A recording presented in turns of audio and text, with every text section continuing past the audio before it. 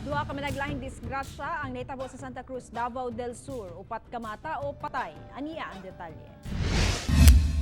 Patay ang mag-inahan nga si Rhea May Sanchez og Disgrasya usa ka tuig.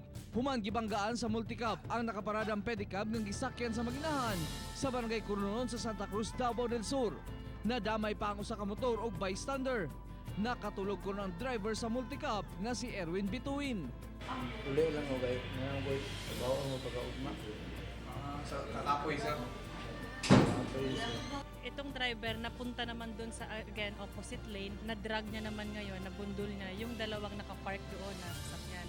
Samtang kadlawon usab sa milabayng adlaw na hit and run ang duha ka sakay sa motorsiklo sa barangay Tagabuli. Patay ang babaeng angkas nga si Joylyn Balacano, samtang ang driver sa motor nga si Jemuel Aguinaldo. Dili na may tsura ang lawas niini. Base assessment namin, natilapon ito siya. Parang nandun na siya sa putol yung daan, then natilapon sa lane, sa inner lane natin. Then wala naman ho tayong witness, but based dun sa dugo, based dun sa trail, para siyang na-drag ng malaking sasakyan.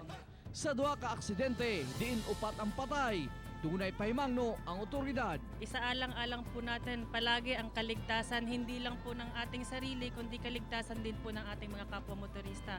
Siguraduhin po na nasa kondisyon po tayo. Kauban si Melchor Awing sa kamera. Ako, si Real Soroche para sa One Mindanao.